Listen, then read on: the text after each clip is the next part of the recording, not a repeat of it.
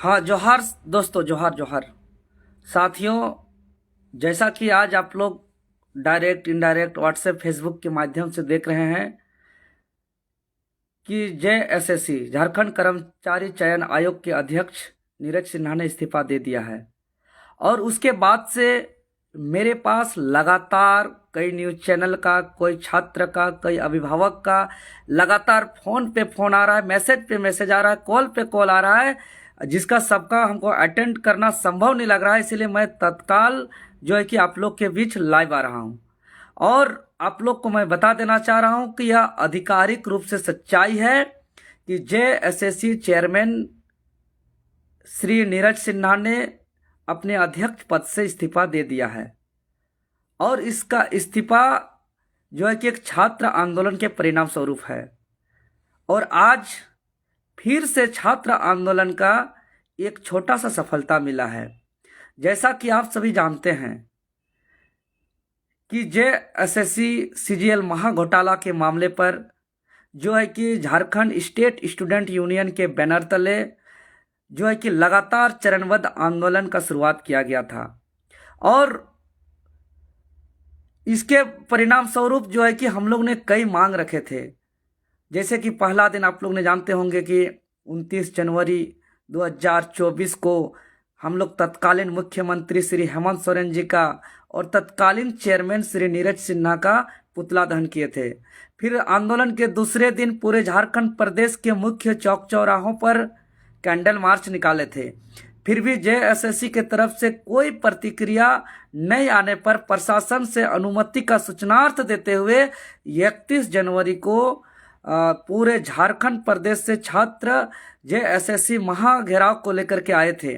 और 31 तारीख का आंदोलन एक झारखंड के आंदोलन का एक इतिहास में एकमात्र ऐसा आंदोलन जो आंदोलन के दौरान ही अंततः परिणाम आया। और परिणाम यह था कि 28 जनवरी को जो जेएसएससी सीजीएल एग्जाम हुई थी उसके सारे पेपर को रद्द कर दिया गया और 4 फरवरी का एग्जाम को भी स्थगित कर दिया गया। यह जेएसएससी के ऑफिशियल वेबसाइट पर आधिकारिक नोटिस जारी करते हुए यह सूचना दिया गया। वो हमारा एक मांग था जो आंदोलन के दौरान जो है कि हम लोग को सफलता मिला। आज आंदोलन के 21वें दिन पर जो दूसरा हमारा मुख्य मांग था कि जेएसएससी अध्यक्ष को इस्तीफा देना चाहिए, क्योंकि इनके अध्यक्ष में रहते हुए इतना बड़ा बड़ा घोटाला हो तो इनसे आयोग नहीं चल सकता है। आज हमारा दूसरा मांग पूरा हुआ। और जैसा कि आप लोग जानते हैं कि हम लोग के आंदोलन के परिणाम स्वरूप एसआईटी कमेटी का गठित हुआ है और एसआईटी ने इस बात का पुष्टि किया है। कई जगह छापेमारी लगातार चल रहा है, पटना में चल रहा है, चेन्नई में चल रहा है, रांची में चल रहा है, अलग अलग जगह चल रहा है। कई आदमी को जो है कि कोई गिरोह को गिरफ्तार भी कर लिया गया है। कई जगह से जो है कि बहुत सारे एडमिट कार्ड भी जब्त कर लिया गया है। और आधिकारिक रूप से एसआईटी कमेटी ने इस बात की पुष्टि किया है कि 30-30 लाख रुपया में पेपर लीक को लेकर के डील हुआ था। यह बहुत ही बुरा न्यूज है झारखंडी आदिवासी मूलवासी साधारण परिवार, गरीब परिवार के लिए साथियों।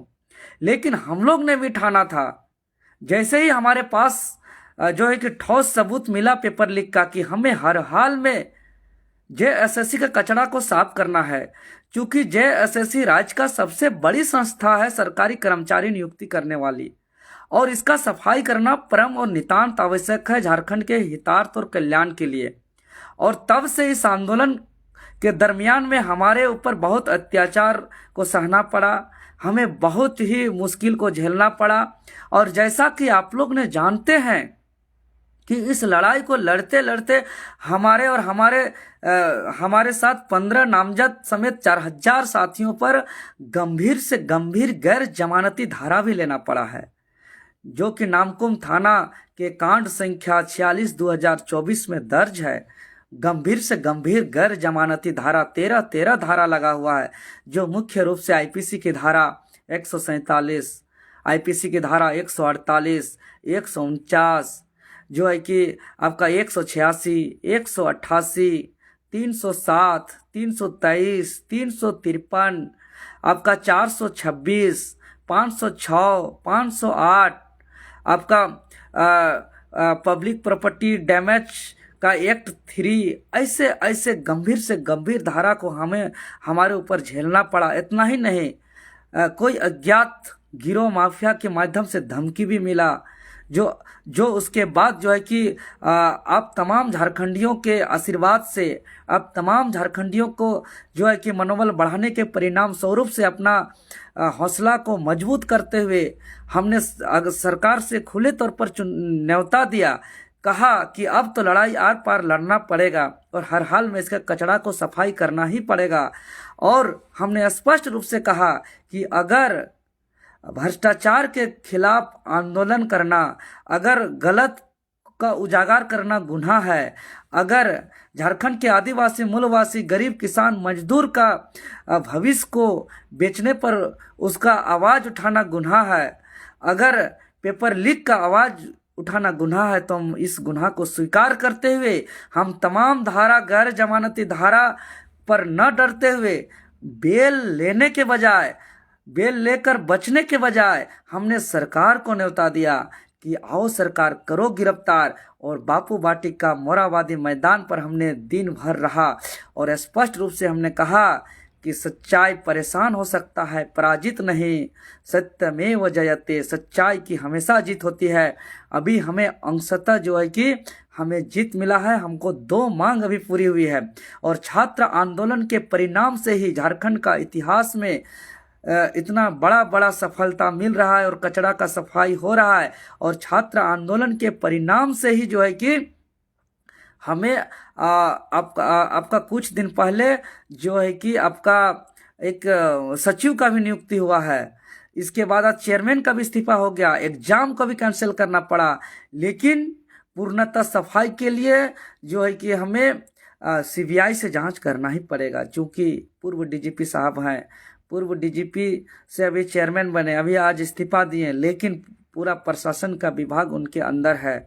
और इस बात तो पूरे साबित हो गया है कि चाहे हम विधानसभा के सचिव महोदय की गिरफ्तारी की बात करें या अन्य बड़े बड़े सरकारी अधिकारी की बात करें, तो सरकार के सारे अधिकारी पदाधिकारी पेपर लीक पर संलिप्त हैं, इस बात की पुष्टि हो चुकी है। तो सरकार के द्वारा गठित एसआईटी कमेटी में सारे सरकार के अधिकारी हैं, तो सरकार ही पेपर लीक कराने में शामिल है और सरकार के माध्यम से जांच कराई जा रही है। तो इससे राज्यवासियों का जो है कि भरोसा नहीं है। तमाम राज्यवासी कमेंट भी करते हैं, तमाम राज्यवासी हमें मैसेज भी करते हैं कि इससे झारखंड वासियों को भरोसा नहीं है। इसीलिए स्वतंत्र एजेंसी सीबीआई से जांच हो और जांच होता रहे तब तक, और सिर्फ एडमिट कार्ड जो है कि जब्त न किया जाए। आज 21 दिन हो गया, एसआईटी कमेटी आज तक प्रेस कॉन्फ्रेंस जारी नहीं किया है कि कहां किसके किसके पास से क्या क्या सबूत मिला है, कौन कौन इसके दोषीदार है, इसका पुख्ता रूप से अभी तक प्रेस कॉन्फ्रेंस जारी नहीं हुआ है। इसीलिए हमारा संघर्ष जारी रहेगा तब तक जब तक इसका स्वतंत्र एजेंसी से जांच न हो, और साथ ही साथ जेएसएससी सीजीएल लेने वाली परीक्षा का एजेंसी को ब्लैकलिस्टेड न किया जाए। और साथ ही साथ हमारा संघर्ष इसमें भी रहेगा कि तत्काल इधर जांच भी हो और असली मास्टरमाइंड को पकड़ा जाए, क्योंकि जो छात्र दिन रात गरीबी में पढ़ते हैं, लाइब्रेरी में, हॉस्टल में, लॉज में, उन छात्रों का साफ साफ कहना है कि अगर एसआईटी ही पुष्टि कर रहा है 30-30 लाख रुपया में डील हो रहा है, तो हम लोग का नौकरी कैसे संभव होगा। इसीलिए इस पूरे कचरा को साफ करके ही जो है कि छात्र का मंजिल पाने वाला रास्ता को क्लियर किया जाए, ताकि स्टूडेंट को अपना लक्ष्य प्राप्त हो सके। इसीलिए हमारा संघर्ष तब तक जारी रहेगा जब तक पूर्णतः सफाई नहीं होगा। और सिर्फ जो है कि इस्तीफा दे करके जो है कि असली मास्टरमाइंड को बचाया जाएगा तो नहीं चलेगा, क्योंकि गिरोह का सरगना असली मास्टरमाइंड को पकड़कर उसको जेल भेजकर ही जो है कि पढ़ने लिखने वाले छात्र का मंजिल का रास्ता को सफाई किया जा सकता है और उनको एक राह मिल सकता है, वो अपना सपना को पूरा कर सकता है।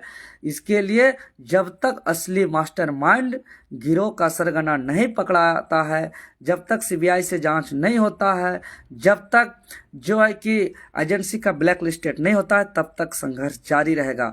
और हम साथ ही साथ हम ये भी कह रहे हैं कि तत्काल एक झारखंडी आदिवासी मूलवासी ईमानदार जो है कि स्वच्छ छवि व्यक्तित्व को, जिसका चरित्र अच्छा हो, जिसका न्यायिक मानसिकता हो, वैसे झारखंडी आदिवासी मूलवासी को तत्काल अध्यक्ष बनाया जाए।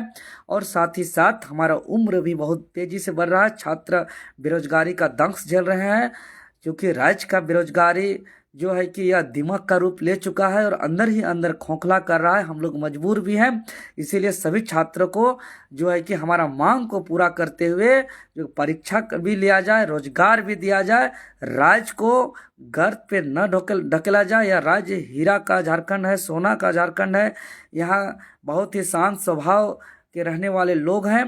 इतना ही हम कम समय लेते हुए, चूंकि अभी बहुत सारा मेरा व्यस्तता है, इसलिए फिर मैं आप लोग के बीच कुछ देर में पुनः जुड़ूंगा। अभी के लिए धन्यवाद। जोहार।